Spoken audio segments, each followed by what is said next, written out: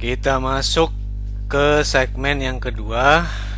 Tadi di segmen yang pertama kita sudah membahas dengan rinci distribusi seragam kontinu dan juga distribusi normal dari mulai formula, kemudian mengilustrasikan bahwa memang kalau tadi kita contohkan di Excel ya, pada saat kita gambarkan misalnya variabel randomnya tersebut bergerak dari minus tak hingga sampai plus tak hingga, memang terbukti bahwa PDF atau f fungsi dari x-nya tersebut memang dia mengikuti kurvanya tersebut berbentuk lonceng ya.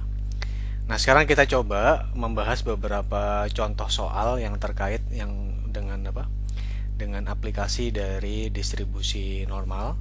Di sini saya akan dominan menggunakan Excel karena untuk masalah penggunaan tabelnya tadi sudah saya terangkan di segmen 1 ya.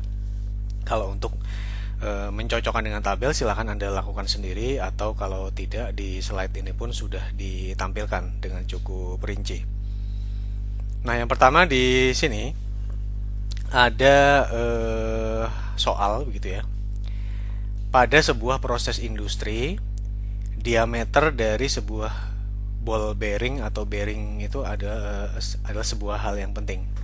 Nanti Anda pada saat kuliah PPST atau pada saat kuliah pengendalian kualitas, bahwa nanti Anda akan paham ya bahwa yang seperti ini disebut sebagai part kritis ya. Jadi tidak semua dalam komponen manufaktur tersebut harus dianalisis supaya efisien begitu ya. Anda hanya menganalisis di part kritisnya saja. Nah, ini part kritisnya adalah ball bearingnya tersebut. Di sini kita diberikan keterangan bahwa dia punya mu-nya sama dengan 3 ya. Dan dia diberikan begitu ya. Diberikan bahwa dia berdistribusi normal dengan mu sama dengan 3 dan standar deviasinya sebesar 0,005 ya. Nah, seperti itu. Pertanyaannya sekarang, dalam rata-rata begitu ya, atau mungkin dalam persentase, berapa banyak dari semua ball bearing yang diproduksi tersebut yang akan dibuang? Nah, sekarang keterangannya kan demikian ya. Dia sudah menetapkan ya. Dia sudah menetapkan spesifikasi dari ball bearingnya tersebut ada, yaitu 3 ditambah plus minus 0,01 ya. Sorry. Artinya apa? Yang lebih dari, jadi berarti kan kalau 3 plus minus 0,01 itu kan berarti yang minimum itu adalah 3 dikurangi 0,01 atau 2,99. Sementara maksimum yang bisa dia terima adalah 3 ditambah 0,01 atau 3,01 cm. Artinya yang berada di luar area ini akan di-scrap atau akan dibuang karena yang membeli tidak mau. Jadi kita punya sistemnya seperti ini. Ini adalah manufaktur yang membuat begitu ya. Dia berdistribusi normal, si yang dibuatnya tersebut dengan mu sebesar 3 dan sigmanya adalah 0,005. Dia menjualnya ke pelanggan atau customer. Customernya hanya mau menerima dengan spesifikasi yang ini. Itu kira-kira. Jadi Anda harus paham dulu konteksnya supaya Anda tidak hanya sekedar menghitung dan menghafalkan. Nah, artinya apa? Kalau kita lihat di sini, maka ya, kita punya spesifikasinya, dia adalah 3 ditambah plus minus sekarang. Ini tadi yang saya sampaikan, ini nilai minimum yang bisa dia terima, dan ini adalah nilai maksimum. Karena mungkin kalau berada di luar nilai-nilai ini, mungkin terjadi kesusahan pada saat pemasangan atau mungkin ada kendala teknis yang lain. Nah, sehingga kalau kita gambarkan di dalam distribusi, ya, supaya Anda makin mengerti, ini adalah tadi sebesar 3,01 ya. Yang di sini adalah sebesar 2,99, simetris ya tentu saja. Nah, maka yang akan dibuang tentu saja adalah yang ada di ruangan ini. Ya. Itulah yang akan dibuang. Dengan probabilitas di sini kita bisa lihat kalau 2,99 maka Z-nya adalah 2,99 dikurangi mu-nya sekian, dan ini Z yang lebih besar sekian juga ada sekian.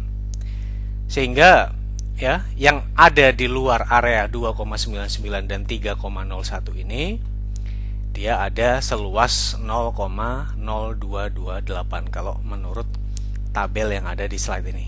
Nah, untuk membuktikan kita bisa gunakan Microsoft Excel begitu ya. Lagi-lagi Anda harus paham dulu konteksnya seperti apa. Sini kalau kita coba begitu ya. Kita lihat ini, kita lihat aplikasi ya. Aplikasi 1. Kita lihat dia punya mu sama dengan 3, sigma sama dengan 0,005 ya. Kita punya dia nilai X1 sebesar berapa tadi? 2,99 gitu ya. Sementara dia punya nilai X2 sebesar 3,01. Kita ingin mengukur P X besar kurang dari X1, dan di sini kita mengukur P X besar lebih dari X2. Kita bisa menggunakan cara tadi, menggunakan norm dis begitu ya. Ini ada X, ini kita punya min ya, kita punya standar deviasi. Apakah kumulatif? Ya, karena kita ingin mencari probabilitas ya, bukan false ya, tapi true ya, sebesar 0,02, satu sisinya saja. Nah, ini pun sama, bisa kita copy di sini. Tapi kalau ini kan area kurang dari, berarti kan besar sekali ya, maka kan 1 kurang dari itu, kan dia lebih besar di sini. Kalau ini kurang dari, ini lebih dari. Sehingga probabilitas gabungannya di sini Anda bisa tambahkan sebelah kiri ditambah sebelah kanan ya. Nilainya sama dengan yang ada di slide. Ya, itu jadi cara untuk mencari distribusi dari yang discrete. Jadi berapa banyak yang discrete, Anda bisa juga menggunakan persentasenya. Maka persentase yang discrete itu ada sebanyak, kalau kita lihat di sini, sebanyak 4,55%, atau gampangnya 5% kurang lebih yang akan discrete karena tidak memenuhi kriteria dari orang yang membeli ball bearingnya tersebut ya. Itu adalah contoh yang pertama.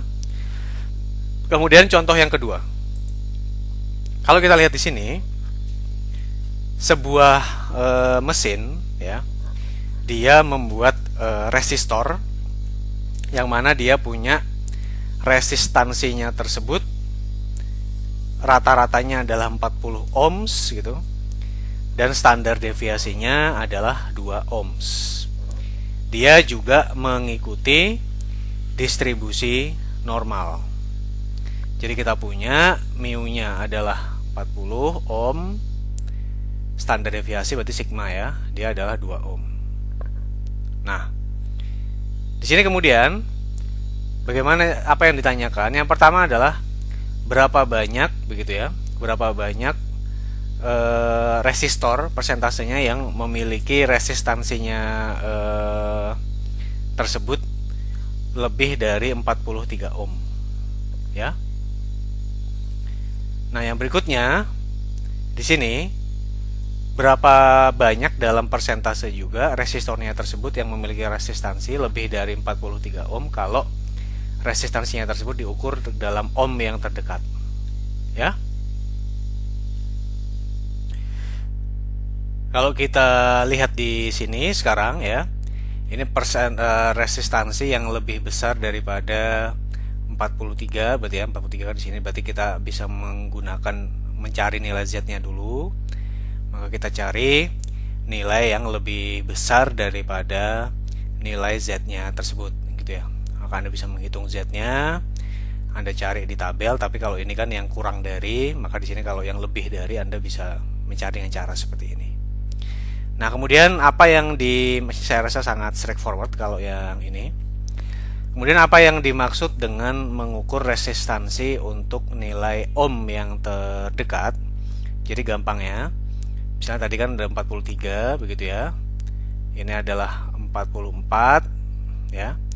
Di sini sebetulnya Anda melakukan proses diskretisasi ya. Jadi dalam hal ini Anda ingin mendekati distribusi yang diskret itu, tetapi di sini sekarang toolsnya kita diberikan distribusinya normal ya. Kalau normal kan continue. Maka antara 43 dan 44 kita bisa mengambil nilai tengahnya. Misalnya katakanlah 43,5. Nah, karena kita diminta untuk mengukur yang lebih besar dari 43, maka kita bisa menganggap nilai tengah antara 43 dan 44, yaitu 43,5 itu adalah nilai yang lebih besar daripada 43. Nah, maka di sini kita mencari untuk nilai Z yang lebih besar dari 43,5. Jadi ini patokannya ya.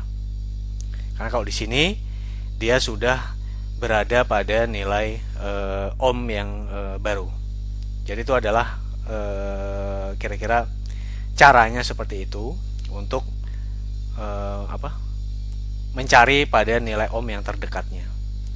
Nah, ini bisa juga kita gunakan Microsoft Excel ya untuk menyelesaikannya. Yang pertama, misalnya kalau kita gunakan di sini ya, ini aplikasi 2. Kalau kita lihat di sini dia punya mu-nya dalam 40. Kemudian sigma-nya adalah 2. Yang pertama adalah kita punya X1 adalah 43. Anda diminta untuk mengukur ya. Ini harus dijelas sekali. X lebih besar daripada X1, gitu kan? Ini bukan 53 tapi 43. Maka untuk yang ini tadi juga bisa menggunakan norm dis gitu ya. Ini ada X, Anda punya mu F4, Anda punya standar deviasi F4, kumulatif true ya. Sini kita kurangkan, karena kalau ini kan kurang dari, karena kita kan mencari yang lebih dari. Maka sebesar 0,00681. Nah, yang berikutnya tadi kita mencari kalau untuk sekarang X2-nya begitu ya. Dia adalah 43,5. Makanya tinggal kita ganti 43,5. Seharusnya akan sama ya. Sini ada penjelasannya bahwa dia sekarang probabilitasnya bisa kita lihat dia sejumlah 0,00401 kalau dibulatkan, atau ini kalau misalnya kita ambil nilai yang lebih sensitif lagi. Oke. Saya rasa sangat jelas ya. Selanjutnya di bagian yang terakhir kita akan membahas mengenai aproksimasi atau pendekatan distribusi normal untuk distribusi binomial ya. Sekarang kita coba review dulu. Distribusi binomial ini kita punya dua percabangan, yaitu P sukses gitu ya. Kemudian kita punya di sini adalah Q gagal. Kalau Anda jumlahkan P ditambah Q-nya harus sama dengan 1 ya. Dimana kita punya binomial itu parameternya adalah mengambil X, N, dan P. Dia adalah kombinasi N dan X, P pangkat X, dan Q pangkat N min X ya. Itu demikian untuk distribusi binomial, dan caranya mencari nilai persisnya ada berapa bisa Anda gunakan, baik menggunakan tabel begitu ya, atau menggunakan Excel yang sudah kita bahas pada saat membahas distribusi diskrit. Ya, jadi dia punya parameter NP dan seterusnya, NP dan X. Ya. Nah, jadi sebelumnya kita juga sudah mengilustrasikan bahwa distribusi Poisson tersebut dapat mengaproksimasi distribusi normal pada saat N-nya itu besar, ya, dan P-nya itu kecil. Nah, sekarang bagaimana? Kalau kita punya X, dia adalah variabel acak dari distribusi binomial, ya. Nah, sekarang kalau Anda masih ingat lagi, distribusi binomial itu min-nya adalah NP, ya. Sementara apa? Sigma kuadratnya dari distribusi binomial adalah NPQ, ya. Berarti sigmanya adalah akar NPQ. Nah, maka sekarang kita bisa mendekatinya dengan distribusi normal, tapi dengan syarat apa?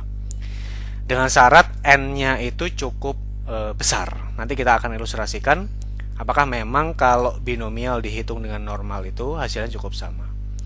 Nah, sementara Z kalau dalam distribusi normal itu kan adalah variabel random, kita kurangi dengan mu, kita bagi dengan sigma. Nah, mu-nya kita bagi dengan NP, kita ganti dengan NP, sigmanya kita ganti dengan tadi akar NPQ.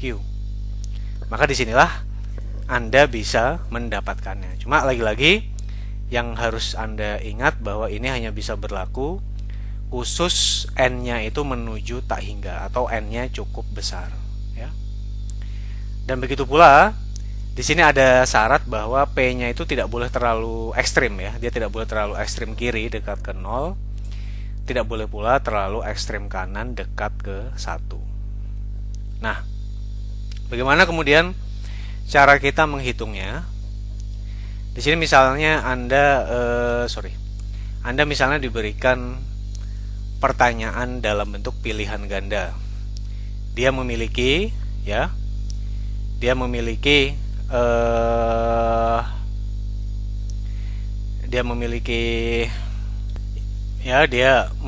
200 pertanyaan dengan 4 kemungkinan jawaban, di mana 1 itu tepat, ya.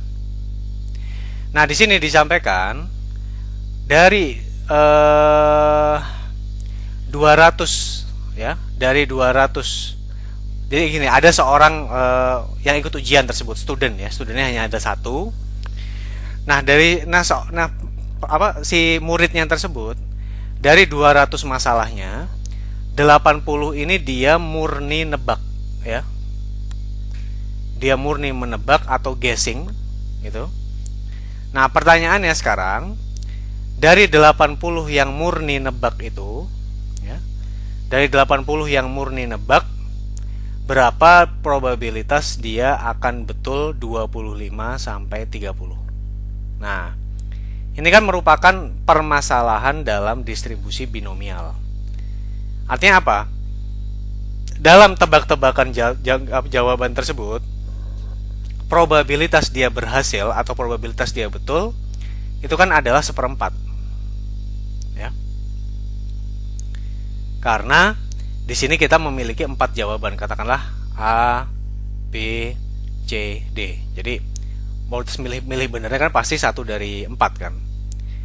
Nah, sehingga di sini Anda mencari berapa probabilitas dia benar antara 25 sampai dengan 30. Dan ini bisa juga sebetulnya dihitung dengan distribusi binomial. Nanti kita akan ilustrasikan begitu, ya.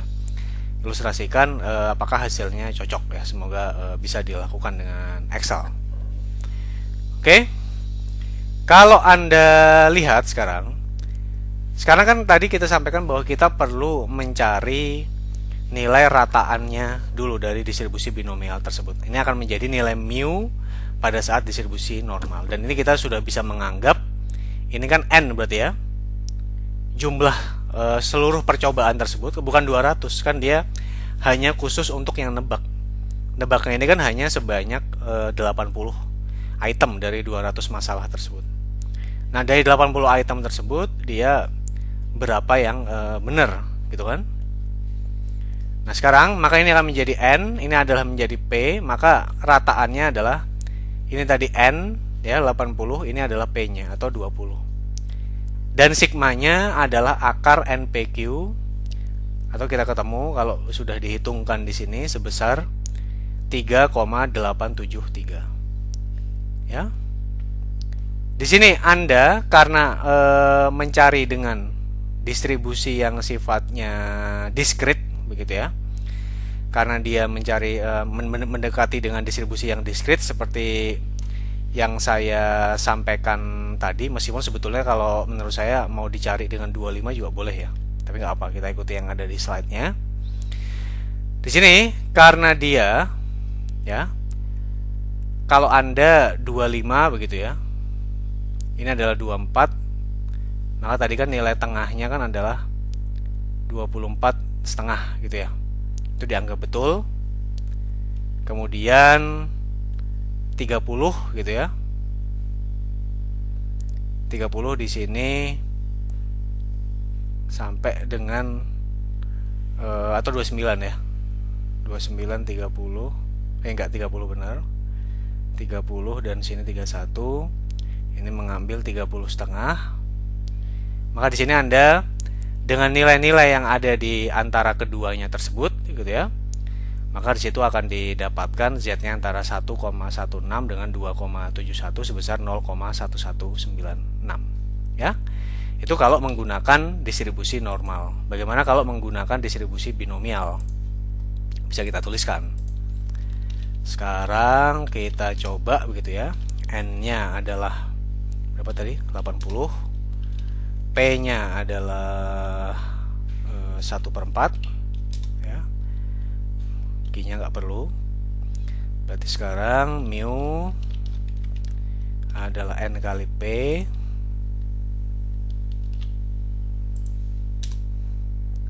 Q-nya ternyata perlu ya. 1 min 0,25. Kemudian sigmanya adalah square root atau akar dari N kali atau produk aja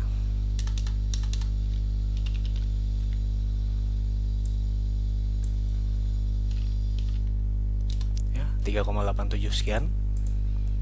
Kita punya X1 itu adalah 25 ya tebakannya tadi. Kemudian X2 adalah 30. Ini kan yang ada di sini 25 sampai 30.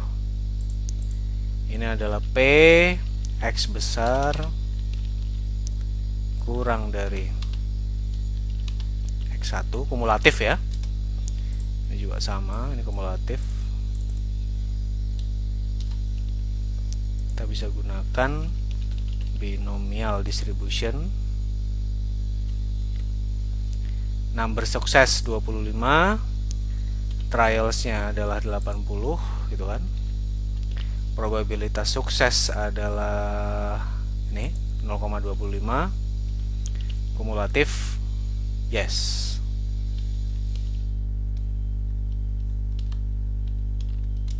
Ya. 0,91 sekian. Nilai sekian, sehingga kalau kita kurangkan begitu ya, nilainya akan menjadi sekian, 0,007.